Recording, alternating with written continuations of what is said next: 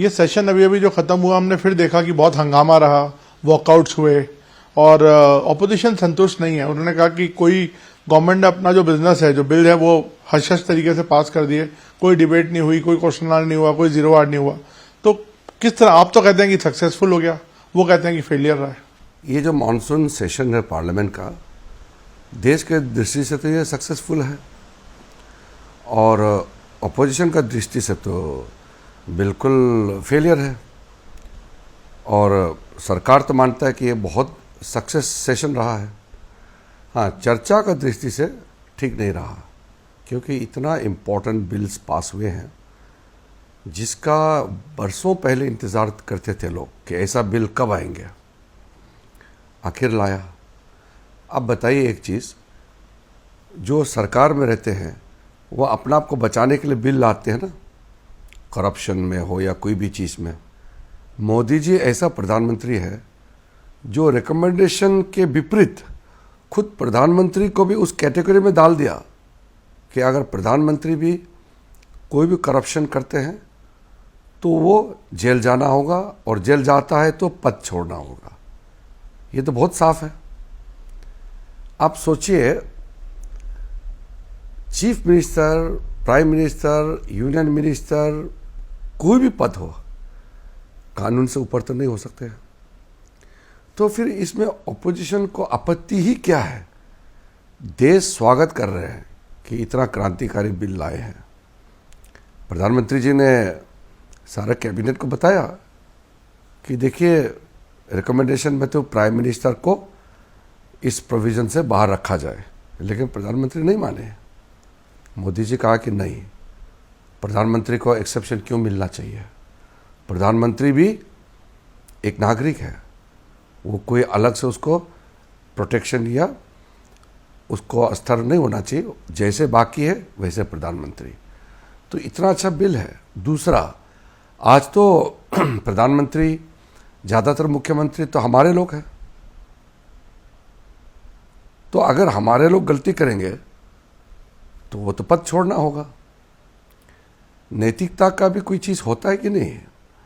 इसलिए अगर opposition party सचमुच में नैतिकता को पैमाना मान करके अगर सोचते तो वो इस बिल को स्वागत करते। दूसरा बात मैं आपको कहना चाहता हूँ, एक्चुअली कांग्रेस पार्टी को पार्लियामेंट में कोई चर्चा से इंटरेस्ट ही नहीं है। उनको पार्लियामेंट में डिबेट डिस्कशन में भरोसा ही नहीं है। कई एमपी से कांग्रेस पार्टी के और बाकी पार्टी के मेरे पास में आए, बहुत दुखी थे।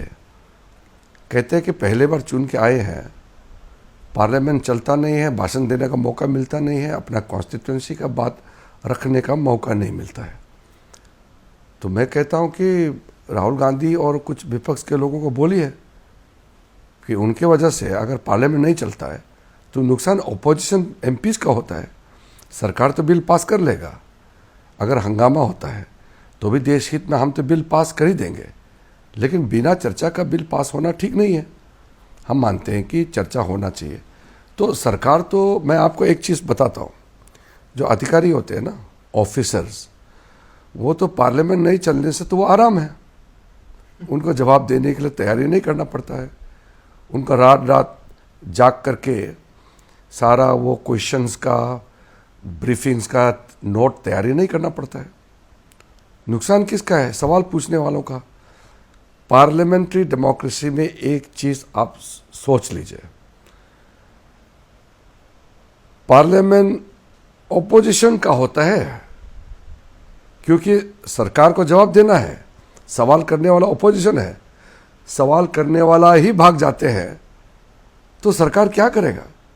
फिर भी सरकार तो देश के सामने में जवाब लेकिन सर, ये तो अरुण जेटली जी के भी कुछ पुराने बयान है कि सरकार का काम है बहस को जारी रखना। हाँ, तो सरकार का काम है हंगामा रुकवाना। यही तो मैं कह रहा हूँ, तो हम तो बार बार प्रयास कर रहे हैं कि हंगामा मत कीजिए। तो फिर क्यों नहीं हो? मेरा गला भी बैठ गया। देखो, ऑपोजिशन को चिल्ला चिल्ला करके मैं अनुरोध करता हूँ कि बहस होने दीजिए, पार्लियामेंट में बहस होना चाहिए, चर्चा होना चाहिए, सबको बोलने का मौका मिलना चाहिए। ये तो मैं बोलता हूँ। सरकार के तरफ से हम तो हमेशा पहल करते आए हैं। तो सर इस पर चर्चा क्यों नहीं कराई आपने, जो कॉन्स्टिट्यूशनल अमेंडमेंट लाया 130th, जिसमें मंत्री प्रधानमंत्री सब शामिल हैं? अरे हाथ पांव जोड़ के हम लोगों ने कांग्रेस पार्टी सबको कहा है, चर्चा में भाग लीजिए। कांग्रेस में कई सदस्य हैं जो बहुत अच्छा बोलते हैं, जैसे ज्ञान भी है। नहीं, मैं नाम लूंगा तो उनका थोड़ा सा अपना पार्टी में गड़बड़ हो जाएगा, लेकिन कांग्रेस पार्टी में और ऑपोजिशन में भी कुछ पढ़े लिखे अच्छे लोग चुन के आए हैं, उनको बोलने नहीं देते। राहुल गांधी जी अगर बोल नहीं सकते हैं या बोलने का तरीका नहीं है, इसका मतलब ये तो नहीं है कि बाकी को भी बोलने मत दो। बाकी कई लोग हैं ना जो बोल सकते हैं। एक ज़माने में तो पार्लियामेंट में जो बहस होते थे कितना मज़ा आता था, हम लोग तो बैक बेंच में बैठ करके सुनते थे, सीखते थे। आजकल नए चुन के आने वाले एमपी को तो बहुत मुश्किल से अच्छा डिबेट सुनने को मिलता है, क्योंकि इतना डिस्टर्बेंसेस होता है।